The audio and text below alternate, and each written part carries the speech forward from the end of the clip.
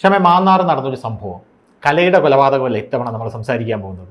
നമ്മുടെ മാന്നാറിൽ ഒരു പിഞ്ചു കുഞ്ഞിനെ അനീഷ എന്ന് പറയുന്ന ഒരു എന്താ പറയുക, സ്ത്രീ എങ്ങനെ വിശേഷിപ്പിക്കണമെന്ന് എനിക്കറിയില്ല, അത്രയ്ക്ക് ഒരു നീചയായിട്ടുള്ളൊരു യുവതി ഒരു പിഞ്ചു കുഞ്ഞിനെ, ഡയപ്പർ ഇട്ട് കിടക്കുന്ന ഒരു കുഞ്ഞിനെ ക്രൂരമായി മർദ്ദിക്കുന്ന ഒരു ദൃശ്യം നമ്മൾ അന്ന് കണ്ടതാണ്. നമുക്ക് അതിൻ്റെ പിറകെ ഒന്ന് പോകേണ്ട ഒരു ആവശ്യമുള്ളതായിട്ട് എനിക്ക് തോന്നി. ക്ഷാമം പറഞ്ഞല്ലോ. അപ്പോൾ അനീഷ ഇപ്പോൾ എവിടെയുണ്ട്, ആ കുഞ്ഞിൻ്റെ അവസ്ഥ ഇപ്പോൾ എന്താണ്? നമുക്ക് ആ വിഷ്വൽ എന്തായാലും കാണിക്കാനായിട്ട് യാതൊരുവിധ നിർവാഹവുമില്ല. കാരണം കുട്ടികൾക്ക് നേരെയുള്ള ക്രൂരത യൂട്യൂബ് പ്രോത്സാഹിപ്പിക്കുന്നില്ല. അതുകൊണ്ട് തന്നെ ആ വിഷ്വൽ കാണിച്ചു കഴിഞ്ഞാൽ ചില ആൾക്കാർ കമന്റ് ബോക്സിൽ വന്ന് കമന്റ് ഇടാൻ സാധ്യതയുണ്ട്, ആ വിഷ്വൽ എന്തുകൊണ്ട് കാണിക്കുന്നില്ല എന്ന്. ആ വിഷ്വൽ കാണിച്ചാൽ ഈ വീഡിയോ തന്നെ യൂട്യൂബ് നീക്കം ചെയ്യും എന്നുള്ളതുകൊണ്ട് ആ വിഷ്വൽ കാണിക്കാൻ നിർവാഹമില്ല. പക്ഷേ ആ വിഷ്വൽ കണ്ട ആർക്കും തന്നെ ആ ദൃശ്യം മനസ്സിൽ നിന്ന് പോകാനായിട്ട് യാതൊരുവിധ സാധ്യതയില്ല. ഞാൻ തന്നെ അത് കണ്ടിട്ട് എനിക്കിപ്പോഴും ഞെട്ടൽ മാറിയിട്ടില്ല. അത്രയ്ക്ക് ക്രൂരമായിരുന്നു ആ ദൃശ്യങ്ങൾ എന്ന് പറയുന്നത്. ആ അനീഷ ഇപ്പോൾ എവിടെയാണ്? അവരവരുടെ വീട്ടിലുണ്ട്. ഒരു നടപടിയും ഉണ്ടായില്ല. അത് നമ്മൾ ഈ juvenile justice act, JJ act എന്ന് പറയും, JJ ആക്ട് പ്രകാരമുള്ള കേസാണ് ഇപ്പോൾ എടുത്തിരിക്കുന്നത്. അതിൽ പോലീസ് കുറച്ച് മാനുഷിക പരിഗണന എന്ന നിലയിൽ ആ സ്ത്രീക്ക് കുറച്ച് വിട്ടുവീഴ്ച ആ സ്ത്രീയോട് ചെയ്തിട്ടുണ്ട് എന്നാണ് മനസ്സിലാക്കുന്നത്. അതായത് JJ ആക്ടിലെ 2 രീതിയുണ്ട്. ഒന്ന് റിമാൻഡിൽ പോകും, 2 നമുക്ക് ജാമ്യം ലഭിക്കുന്ന, ശേഷം ജാമ്യം ലഭിക്കുന്ന രീതിയിലുള്ള വകുപ്പുകളും ഇക്കാര്യത്തിലുണ്ട്. അത് 2 രീതിയാണ് JJ ആക്ടിലുള്ളത്. അപ്പോൾ ഇവർക്ക് ജാമ്യം ലഭിക്കുന്ന രീതിയിലുള്ള ഒരു ഇളവിലാണ് ഇവർക്കെതിരെ കേസ് എടുത്തിരിക്കുന്നത്. പിന്നെ അതിനുശേഷം അവരെ വിട്ടയച്ചു എന്നാണ് മനസ്സിലാക്കിയിരിക്കുന്നത്. അവരവരുടെ വീട്ടിലുണ്ട്. അപ്പോൾ അവരുടെ അമ്മ മരിച്ചുപോയൊരു സ്ത്രീയാണെന്നാണ് ഞാൻ മനസ്സിലാക്കുന്നത്. ഇത് മാന്നാർ കുട്ടമ്പേരൂരിലാണ് ഈ സംഭവം ഉണ്ടായത്. കഴിഞ്ഞ 2 മാസം മുമ്പാണ് ഈ സംഭവം ഉണ്ടാകുന്നത്. ഇതിന്റെ ദൃശ്യം ആദ്യം നമുക്ക് അവിടുത്തെ റിപ്പോർട്ടർ അയച്ചു തന്നപ്പോൾ തന്നെ ആദ്യത്തെ ഏതാണ്ട് ഒരു 5-6 സെക്കൻഡ് മാത്രമേ ഞാൻ ഈ വീഡിയോ കണ്ടുള്ളൂ. അപ്പോൾ തന്നെ ഞാനത് വീഡിയോ കണ്ടിരിക്കാൻ പറ്റില്ല. വേദനിച്ചു പോയി. ഒരു അമർഷം വരും നമുക്ക് ഇവിടെ. അമർഷം, നീ കാണടാ, നീ കാണ് എന്നാണ് ഞാൻ ആദ്യം ആ ഡയലോഗ് കേൾക്കുന്നത്. അപ്പം റിപ്പോർട്ടർ എന്നോട് ആദ്യമേ ഈ കഥ പറഞ്ഞു. ഇങ്ങനെ ഭർത്താവിന് അയച്ചു കൊടുക്കുവാൻ വേണ്ടി ചെയ്തതാണ് ഈ വീഡിയോ എന്നതാണ്. ഈ ഭർത്താവ് ഒരു സ്വന്തം കുഞ്ഞാണ്, വിവാഹ തട്ടിപ്പ് വീരനാണ് ഭർത്താവെന്നും എന്നുള്ള കാര്യങ്ങളൊക്കെ ആ സ്ത്രീ അവിടുത്തെ റിപ്പോർട്ടർ എന്നോട് പറയുകയുണ്ടായി. തുടർന്നാണ് ഈ വീഡിയോ വരുന്നതും. ഈ വീഡിയോ കുഞ്ഞിനെ മർദ്ദിക്കുന്നു എന്ന് പറയുമ്പോൾ ഒരു കുഞ്ഞിനെ മർദ്ദിച്ചു എന്നാണ് ഈ റിപ്പോർട്ടർ പറയുന്നത്. അപ്പോൾ ഇത്രയും ചെറിയ കുഞ്ഞാണ് ഡയപ്പർ ഇട്ട് കിടക്കുന്നത്, അത് എന്താണെന്ന് പോലും അറിയില്ല. ആ കുഞ്ഞിനെ അടിച്ചിട്ട് അത് ഭർത്താവിന് അയച്ചു കൊടുക്കാൻ മാനസികാവസ്ഥ കാണിക്കുന്ന ഒരു സ്ത്രീ, അവർക്കെതിരെ JJ ആക്ട് മതിയോ എന്നുള്ളതാണ് എൻ്റെ ഏറ്റവും വലിയൊരു പ്രധാനപ്പെട്ട സംശയം. അപ്പോൾ തന്നെ തോന്നിയത് ഇത് കുട്ടമ്പേരിൽ ഉണ്ടായിട്ടുള്ള ഒരു സംഭവമാണ്. എന്താ എവിടെയാണ് ഇതിന്റെ തുടക്കം? ഭർത്താവ് വിവാഹത്തെ അയാൾ 4 വിവാഹം കഴിച്ചിട്ടുണ്ടെന്നാണ് ഈ സ്ത്രീ ആരോപിക്കുന്നത്. ഈ സ്ത്രീ 3 വിവാഹം കഴിച്ചിട്ടുണ്ട് എന്ന് അയാളും അയാളുടെ ബന്ധുക്കളും ആരോപിക്കുന്നുണ്ട്. ഈ സ്ത്രീക്ക് ആദ്യത്തെ വിവാഹം നടന്നു, രണ്ടാമത് ഒരു വിവാഹം നടന്നു. ആ രണ്ടാമത്തെ വിവാഹത്തിൽ 6 വയസ്സുള്ള ഒരു കുട്ടിയുണ്ട്. അതൊരു വാട്ടർ അതോറിറ്റിയിലെ ജീവനക്കാരനാണെന്നാണ് നമുക്ക് അവിടെ നിന്നും ലഭിച്ചൊരു വിവരം. അതിലൊരു 6 വയസ്സുള്ള കുട്ടിയുണ്ട്. ആ കുട്ടിക്ക് 5000 രൂപ വെച്ച് ഈ ഉദ്യോഗസ്ഥൻ ഡിവോഴ്സിന് ശേഷം ചെലവിന് കൊടുക്കുന്നുണ്ട്. ഈ 3ാമത്തെ ആള് ആണ് ഇദ്ദേഹം എന്നാണ് അദ്ദേഹം ആരോപിക്കുന്നത്. ഈ ഡിവോഴ്സ് നടന്നിട്ടുള്ളത് ശരിയാണ്. ഈ ഒരു നേരത്തെ ഒരു സ്ത്രീ വിവാഹം കഴിച്ചിട്ടുണ്ട്, അതിൽ ഒരു കുട്ടിയുണ്ട്. അപ്പോൾ ഈ സംഭവത്തിന് ശേഷം ഇയാൾ വിദേശത്താണെന്ന് പറയുന്നത്, ഇയാൾ നാട്ടിലാണെന്നും പറയപ്പെടുന്നുണ്ട്. ഇവരൊക്കെ തമ്മിൽ ഈ ആലപ്പുഴയിലുള്ള ചില കേസുകളിൽ വരുന്ന കേസുകൾ കൃത്യത നമ്മൾ കുറേ അന്വേഷിച്ച് പോയാൽ ചിലപ്പോൾ ഇത് കൃത്യത വരാറുള്ളൂ. കാരണം എന്ന് വെച്ച് കഴിഞ്ഞാൽ ഈ ഉൾട്ടയടിക്കാൻ സാധ്യതയുണ്ട്. ചിലതൊക്കെ ചില കേസുകൾ നമ്മൾ സൂക്ഷിച്ച് കൈകാര്യം ചെയ്തില്ലെങ്കിൽ നമുക്കതിനെ സംശയം വരാൻ സാധ്യതയുണ്ട്. അപ്പോൾ ഈ കുഞ്ഞ് ഇപ്പോൾ CWCയുടെ കയ്യിലാണ്, അതായത് ചൈൽഡ് വെൽഫെയർ കമ്മിറ്റിയുടെ കയ്യിലാണ് ഉള്ളത്. ഇപ്പോൾ ഞാൻ CWCയുമായി ബന്ധപ്പെടുമ്പോൾ കഴിഞ്ഞ വ്യാഴാഴ്ച ഈ കുട്ടിയെ കാണാൻ വേണ്ടി ഈ സ്ത്രീ അവിടെ എത്തിയിട്ടുണ്ട്. ഈ സ്ത്രീ അവിടെ എത്തി ഈ കുഞ്ഞിനെ കണ്ട ശേഷം ഈ സ്ത്രീ മടങ്ങിപ്പോയി. കുഞ്ഞിനെ കാണുന്നതിന് വേണ്ടി അമ്മ എന്നുള്ള നിലയ്ക്ക് അതിനുള്ള അവകാശം അവർക്കുണ്ട്. അതിനെ കുഞ്ഞിനെ മർദ്ദിക്കുക എന്നുള്ളത് 2ാമത്തെ, ആ കേസ് നടക്കുന്നത് വേറെയാണ്. അമ്മ എന്ന് പറയുന്ന പരിഗണന അവർക്ക് കിട്ടില്ല, കൊടുക്കും, വൈകാതെ കൊടുക്കും. CWC അതിനകത്ത് പിന്നെ കമ്മിറ്റി ചേർന്ന് തീരുമാനം എടുക്കും. അതിന്റെ എങ്ങനെ മർദ്ദിക്കുന്ന ഒരു അമ്മയ്ക്ക് എങ്ങനെയാ കുഞ്ഞിനെ കൊടുക്കാൻ സാധിക്കും? അത് കമ്മിറ്റി ചേർന്നതിന് ശേഷം ഒരു വിലയിരുത്തത്തുള്ളൂ. അവരുടെ ഇതിന്റെ ഏറ്റവും അവസാനത്തെ അന്തിമ അധികാരം എന്ന് പറയുന്നത് ചൈൽഡ് വെൽഫെയർ കമ്മിറ്റിക്കും സംസ്ഥാന ശിശു ക്ഷേമ വകുപ്പിനും ഒക്കെയാണ് ഇതിന്റെ അന്തിമമായിട്ടുള്ള ഒരു അധികാരം എന്ന് പറയുന്നത്. അവരുടെ തീരുമാനമാണ് ഇതിൽ ആത്യന്തികമായിട്ട് എടുക്കുന്നത്. കുഞ്ഞിനെ കൊടുക്കണോ വേണ്ടയോ എന്ന്. കുഞ്ഞിനെ ഉപേക്ഷിച്ച അമ്മമാർക്ക് പിന്നെ കുഞ്ഞിനെ കൊടുത്തിട്ടുണ്ട് ഇവിടെ.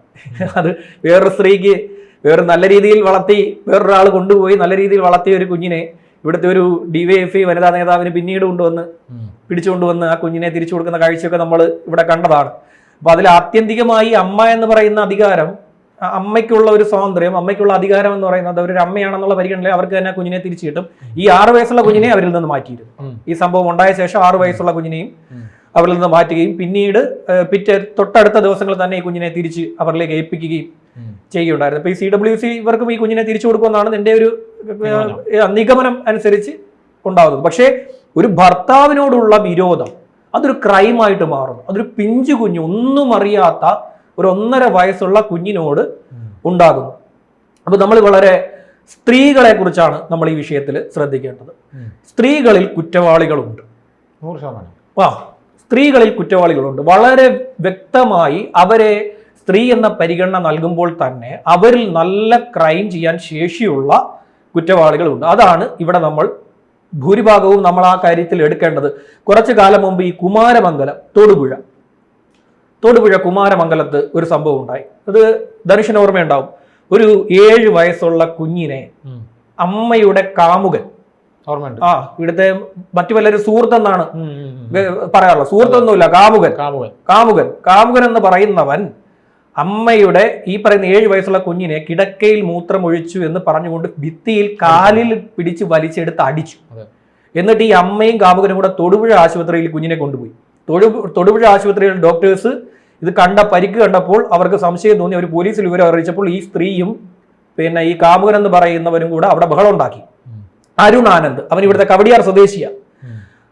അദ്ദേഹം ഈ രണ്ടുപേരും കൂടെ അവിടെ ബഹളം ഉണ്ടാക്കി. അവസാനം ഇത് പോലീസ് കേസായി. 10ാമത്തെ ദിവസം വെന്റിലേറ്ററിൽ കഴിയവെയാണ് 7 വയസ്സുകാരൻ മരിക്കുന്നത്. ആ കുഞ്ഞ് അതിനുശേഷം അവന്റെ പുസ്തകത്തിലെ പടം എന്ത് വരുന്ന അവന്റെ അച്ഛൻ്റെതായിരുന്നു. അവന്റെ മരിച്ചുപോയ 2018 മെയ് 23 അവന്റെ അച്ഛൻ ബിജു മരിക്കുന്നത്. കാർഡിയാക് അറസ്റ്റ് എന്നാണ് പോസ്റ്റ്മോർട്ടം റിപ്പോർട്ടിൽ കണ്ടെത്തിയത്. പിന്നീട് ക്രൈംബ്രാഞ്ച് ആ കേസ് അന്വേഷിക്കുകയും അയാളെ കഴുത്ത് ഞെരിച്ച് കൊലപ്പെടുത്തിയതാണെന്ന് കണ്ടെത്തുകയും ചെയ്തിരുന്നു. ആ കേസിന്റെ അന്വേഷണവും കാര്യങ്ങളൊക്കെ ഇപ്പോൾ പുരോഗമിച്ചുകൊണ്ടിരിക്കുകയാണ് ഈ സംഭവത്തിൽ. ഇതിനുശേഷം 3ാമത്തെ ദിവസം ഈ സ്ത്രീ എന്ത് ചെയ്തു? ഈ അരുൺ ആനന്ദിനൊപ്പം ഇറങ്ങിപ്പോയി 2 കുഞ്ഞുങ്ങളുമായിട്ട്. ആ കുഞ്ഞിലെ ഇളയ കുഞ്ഞ് എന്ത് ചെയ്തു? പീഡിപ്പിക്കപ്പെട്ടിട്ടുണ്ട്. ഇവനാൽ ഈ അരുൺ ആനന്ദിനാൽ, ആൺകുഞ്ഞാണ്, അവനെ സെക്ഷൽ അബ്യൂസ് ഉണ്ടായിട്ടുണ്ട്. അതിൽ 21 വർഷത്തെ ശിക്ഷയാണ് ഈ അരുൺ ആനന്ദിന് കോടതി വിധിച്ചത്. അത് പ്രകാരം അവനിപ്പോൾ അകത്താണ്. അതിൽ തന്നെ ബിജു എന്ന് പറയുന്ന ഈ സ്ത്രീയുടെ ഭർത്താവ് കൊല്ലപ്പെട്ടതാണ്. കാർഡിയാക് അറസ്റ്റ് എന്നാണ് ഇവർ പറഞ്ഞത്. അപ്പൊ എന്താണ്? സ്ത്രീകളിലെ കുറ്റവാളിയിലെ പുറത്താണ്. ജാമ്യം കിട്ടി, ശിക്ഷിച്ചില്ല. ശിക്ഷ വിധി ഇനിയിപ്പം വാദം നടന്നുകൊണ്ടിരിക്കുകയല്ലേ, പുറത്താണ്, ജാമ്യം കിട്ടി. കോടതി ഇവർക്ക് ഇങ്ങനെയുള്ള പരിഗണനകൾ, ഈ സ്ത്രീ എന്നുള്ളൊരു പരിഗണന കോടതികൾ ഈ ക്രിമിനൽസിന് നൽകുന്നുണ്ട്. ജോളി ശ്രദ്ധിച്ചിട്ടില്ലേ? ജോളി എന്ന് പറയുന്ന ക്രിമിനൽ, കൊടും ക്രിമിനൽ, വിഷം കൊടുത്ത് കൊന്നു.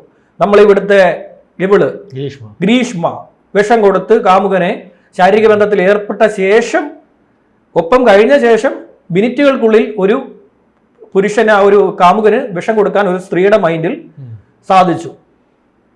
സ്ത്രീകളിൽ നല്ല കുറ്റവാളികളുണ്ട്, നല്ല ക്രിമിനൽ ബുദ്ധിയുള്ളവർ ഉണ്ട്. ഇവരെന്ത് ചെയ്യുന്നു? ചില കേസുകളിൽ ഇവർ കുട്ടികളെ പോലും ഉപയോഗിക്കുന്നു പക തീർക്കുവാൻ വേണ്ടി. അങ്ങനെയുള്ള ഒരുപാട് കേസുകൾ കണ്ടിട്ടുണ്ട്. ഇപ്പോൾ ഈ അടുത്തിടയ്ക്ക് ഒരു നടനെതിരെയൊക്കെയുള്ള കേസുകൾ ഉയർന്നു വന്നു. പേര് പറയേണ്ട, അതവിടെ പോക്സോ കേസായിട്ട് നമുക്ക് പേരുകൾ ഒന്നും നമുക്ക് വെളിപ്പെടുത്താൻ പറ്റാത്ത സാഹചര്യം അക്കാര്യത്തിൽ ഉണ്ട്. അപ്പൊ ഇത്തരത്തിൽ സ്ത്രീകൾ ഉൾപ്പെട്ട കേസുകൾ നിരവധിയാണ്. അവർ ഡെപ്ത് കൂടുതലാണ് ഇത്തരം കേസുകൾക്ക്, അതായത് ആഴം കൂടുതലാണ്. പ്രത്യേകിച്ച് പോക്സോ കേസ് ഇവർ ഉൾപ്പെടുന്ന കേസുകളിൽ ആഴം കൂടുതലാണ്. ഇവിടെ ഒരു സ്ത്രീ ഉണ്ടായിരുന്നു, ഈ തിരുവനന്തപുരം കേന്ദ്രീകരിച്ച് അവർ ഇടപെട്ടുകൊണ്ടിരുന്നത്. പോക്സോ കേസാണ്. എങ്ങനെയാണ്? പെൺകുട്ടികളെ വീട്ടിലേക്ക് വിളിച്ചു വരുത്തി മദ്യം കൊടുത്ത് പീഡിപ്പിച്ചു. മദ്യം കൊടുത്ത് ഇവർ പീഡിപ്പിച്ചു, ജയിലിലാണ്. പിന്നീട് MDMA കേസിലൊക്കെ പിടിക്കപ്പെട്ടു. MDMAയുമായിട്ടൊക്കെ ഈ സ്ത്രീയെ പിടിക്കപ്പെട്ട് പിന്നെ മലപ്പുറത്തൊക്കെ കുറെ കറങ്ങി അവിടെ നിന്നൊക്കെ പീഡിപ്പിക്കപ്പെട്ട് MDMA ആയിട്ടൊക്കെ കറക്കിയ കേസിൽ ഇവരിപ്പോ അകത്താണ്. അപ്പൊ സ്ത്രീകളുമായി ബന്ധപ്പെട്ട കുറ്റകൃത്യങ്ങളാണ് നമ്മളിവിടെ ശ്രദ്ധിക്കേണ്ടത്. സ്വന്തം കുഞ്ഞിനെ ഉപദ്രവിക്കാൻ മാനസികാവസ്ഥയുള്ള സ്ത്രീയെ പരിഗണന കൊടുക്കാൻ പാടില്ല. അതാണ് വേണ്ടത്. സ്വന്തം കുഞ്ഞിനെ അടക്കം ഉപദ്രവിക്കാൻ, മറ്റൊരാളോട് പക തീർക്കുന്നതിന് വേണ്ടി സ്വന്തം കുഞ്ഞിനെ ഉപദ്രവിക്കുന്നു. കുഞ്ഞിനെ ഉപദ്രവിച്ച, അമ്മയെ ഉപദ്രവിച്ച ഒട്ടനവധി കഥകളുണ്ട്. അമ്മയെ ഉപദ്രവിച്ച കഥകൾ ഒരുപാട് കേസുകളുണ്ട്. ഒരുപാട്. ഒരു കുഞ്ഞിനെ ഫ്ലാറ്റിന്റെ മുകളിൽ എടുത്തെറിഞ്ഞു എറണാകുളത്ത്. പ്രസവിച്ച് കടലിലെറിഞ്ഞിട്ടുണ്ട്. മിനിറ്റുകൾക്കുള്ളിൽ പ്രസവിച്ച് മിനിറ്റുകൾക്കുള്ളിൽ ഒരു പെട്ടിയിലടച്ച് ഒരു പിന്നെ കൊറിയർ ബാഗ് ആയിരുന്നു തോന്നുന്നല്ലേ, അതിലെടുത്ത് പിന്നെ എത്രാമത്തെയോ നിലയിൽ നിന്ന് എടുത്ത് താഴേക്ക് എറിഞ്ഞു. നമ്മൾ ഈ പുരുഷന്മാർ എന്ന് പറയുന്ന വിഭാഗത്തെ ക്രിമിനൽ എന്ന് പറയുമ്പോൾ എപ്പോഴും നമ്മൾ ഒരു ഫേസ് കൊടുക്കുന്നത്, കുറ്റവാളി എന്ന് പറയുമ്പോൾ കുറ്റവാളി അതൊരു പുല്ലിംഗമാണ്. ആ പദം പോലും പുല്ലിംഗമാണ്. അപ്പോ ആ ഒരു പേര് കൊടുക്കുമ്പോൾ അതിലെപ്പോഴും പുരുഷൻ മാത്രം ആണ് എന്ന രീതിയിൽ വരുന്നു. അത് പാടില്ല. സ്ത്രീകളിൽ നല്ല ക്രിമിനൽ വാസനയുള്ള സ്ത്രീകൾ. ഈ ഇടയ്ക്ക് ശ്യാമിന് ഓർമ്മയുണ്ടോ, നമ്മളിവിടെ നെയ്യാറ്റിൻകരയോ പാറശാലയോ ഒരു പുരുഷൻ പ്രണയ നൈരാശ്യത്തിൽ ആത്മഹത്യ ചെയ്തു. ഒരു ചെക്കൻ, ശ്യാമിന് ഓർമ്മയുണ്ടോ? ആത്മഹത്യ ചെയ്തു. ആ കേസൊന്നും ഒരിടത്തും ആയില്ല. അവന്റെ ഓഡിയോ റെക്കോർഡ്സ് ഒക്കെ പുറത്തു വന്നിട്ടുണ്ടായിരുന്നു. അങ്ങനെ പല കാര്യങ്ങളും പുറത്തു വന്നിട്ടുണ്ടായിരുന്നു. അങ്ങനെ അവൻ ആത്മഹത്യ ചെയ്തിട്ട് അവൻ ആ പെൺകുട്ടി ഇപ്പോഴും സുഖമായിട്ട് പുറത്ത് ഇറങ്ങിയൊക്കെ നടന്ന് ജീവിക്കുന്നുണ്ട്. പക്ഷെ അവൻ ആത്മഹത്യ ചെയ്തത് വീട്ടുകാർ പറയുന്നത് ഓഡിയോ റെക്കോർഡ്സ് അടക്കം പുറത്തു വന്നതാണ്. പുള്ളിക്ക് പ്രണയ നൈരാശ്യം വന്നപ്പോൾ പുള്ളി ആത്മഹത്യ ചെയ്തതാണ്.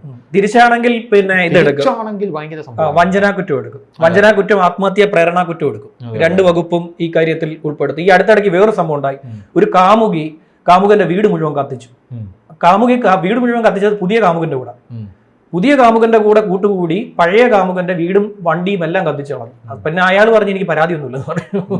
അതുകൊണ്ട് അതിൽ പിന്നെ ഇതിനകത്ത് വരുന്ന 2016 മുതൽ 2023 വരെ 31,364 കേസുകളാണ് ഇവിടെ കുട്ടികൾക്കെതിരെ ഉണ്ടായിട്ടുള്ളത്. ഇതിൽ 30% സ്ത്രീകൾ ഉൾപ്പെട്ട കേസുകളാണെന്നാണ് പോലീസ് ഈ കണക്ക് പറയുന്നത്.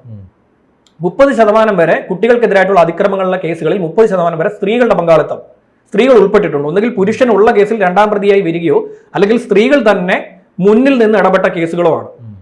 ഇതാണ് ഇവിടെയുള്ള ഒരു ഈ കണക്ക് വരുന്നത്. ഇനി പിന്നെ 2023 കേരളത്തിലെ പോക്സോ കണക്കുകൾ, protection of child from sexual offences.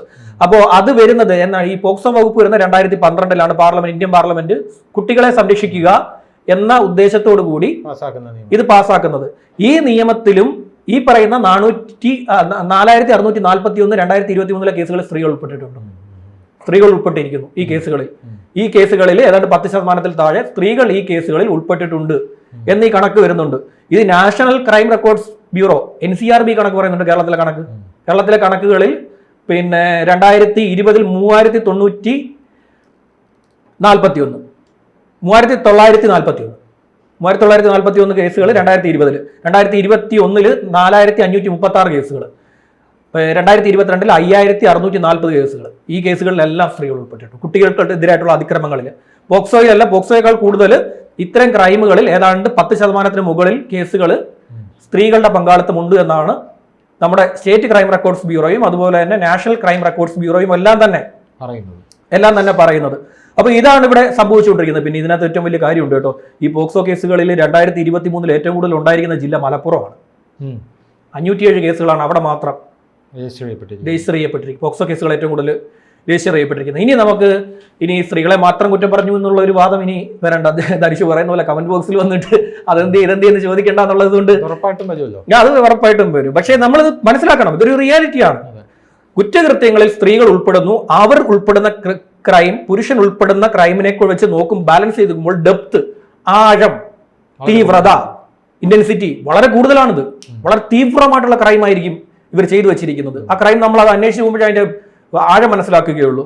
ഇനി നമുക്ക് വേറൊരു കേസും കൂടെ പറഞ്ഞ് നമുക്ക് ഈ അവസാനിപ്പിക്കാം.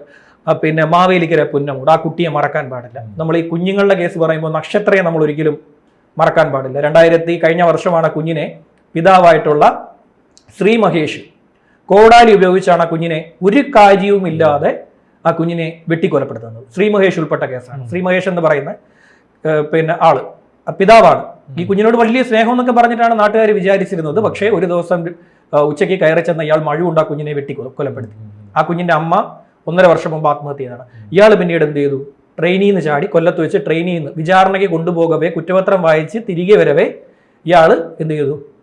പിന്നെ ഇതിൽ പുഴയിൽ ചാടി, ട്രെയിനിൽ നിന്ന് പുഴയിലേക്ക് എടുത്ത് ചാടി ആത്മഹത്യ ചെയ്തു. അപ്പൊ നമ്മൾ കുഞ്ഞുങ്ങളുടെ ക്രൈം പറയുമ്പോൾ ഒരിക്കലും നമ്മൾ ഈ നക്ഷത്രയെ മറക്കാൻ പാടില്ല. നക്ഷത്ര എന്ന് പറയുന്ന കുഞ്ഞിനെ മറക്കാൻ പാടില്ല. സ്ത്രീകളുടെ ക്രൈമാണ് നമ്മൾ പറഞ്ഞതെങ്കിലും നക്ഷത്രയുടെ ക്രൈം കൂടി, കുട്ടികൾക്കെതിരായിട്ടുള്ള അതിക്രമം നടക്കുമ്പോൾ നമ്മൾ ഒരു കാര്യവുമില്ലാതെ ആ പിഞ്ചു കുഞ്ഞ് എന്തിനാണ് എന്നെ കൊന്നതെന്ന് പോലും അറിയാതെ അക്രമം നേരിട്ട് ആ കുഞ്ഞ് മരണപ്പെട്ടു പോയി.